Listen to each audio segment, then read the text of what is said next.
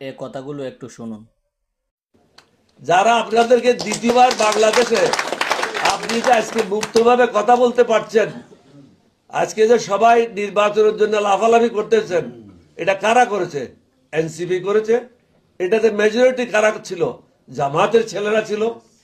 বিএনপির থেকে তো মহাসচিব বলে দিয়েছে এই সংগ্রামের সাথে আমাদের কোনো সম্পৃক্ততা নাই, আমাদের কোনো অংশগ্রহণ নাই। এটা আমি বলি নাই। আমাদের তো 4 জন নিহত হয়েছে, 16 জন আহত হয়েছে, কিন্তু বিএনপির মহাসচিব বলছে আমরা এই সংগ্রামে অংশগ্রহণ করি নাই।